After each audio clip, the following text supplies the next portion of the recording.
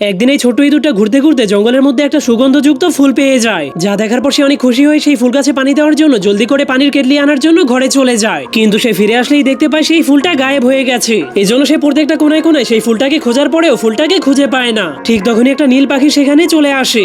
এরপর যখন সেই নীল পাখিটা ইঁদুরের কাছ থেকে সবকিছু জানতে পারে, তখন সেই ইঁদুরের সাথে মিলে সেই ফুলটাকে খুঁজে বের করার সিদ্ধান্ত নেয়। এরপর তারা দুইজন মিলে অনেক খোঁজ খবর নেওয়ার পর একটা খরগোশের বাড়িতে পৌঁছে যায়। তখন তারা আশা করছিল সেই খরগোশটার কাছেই তারা ফুলটাকে পেয়ে যাবে, কিন্তু দুঃখের বিষয় হলো খরগোশটা এই ফুলের ব্যাপারে কিছুই জানতো না। তবুও তারা দুইজন হার না মেরে তাদের ফুলটাকে খোঁজার জন্য অন্যদিকে যেতে শুরু করে। যা দেখার পর সেই খরগোশটাও ফুলটাকে খোঁজার জন্য তাদের সাথে যেতে শুরু করে, যার ফলে ধীরে ধীরে তাদের সেই ফুলটাকে খুঁজে বের করার টিম অনেক বড় হয়ে যায়। এজন্য সেই হারিয়ে যাওয়া ফুলের খবরটা পুরো জঙ্গলের মধ্যে ছড়িয়ে যায়। কিন্তু এর পরের দিন সেই নীল পাখিটা একটা পোকাকে জিজ্ঞেস করার পর সেই হারিয়ে যাওয়া ফুলের খবরটা পেয়ে যায়। এরপর সে জঙ্গলে সবগুলো পশু পাখিদেরকে নিয়ে একটা ঘরের সামনে পৌঁছে যায়। তখন পোকাটা অনেক খুশি হয়ে সেই ঘরের মধ্যে রাখা একটা ফুলের দিকে ইশারা করে, যা দেখার পর সবাই মনে করে তারা ফুলটাকে পেয়ে গেছে। কিন্তু যখনই পোকাটা দরজা খুলে দেয় তখনই সবার মনটা অনেক খারাপ হয়ে যায়, কারণ সেটা কোনো ফুল ছিল না, সেটা ছিল একটা মুরগি। কিন্তু যখনই মুরগিটা তার মাথাটাকে ঘুরিয়ে দেয় তখনই সবগুলো পশু পাখি ভাবতে শুরু করে এটাই সেই ফুল যেটাকে তারা এতদিন ধরে খোঁজ করছে।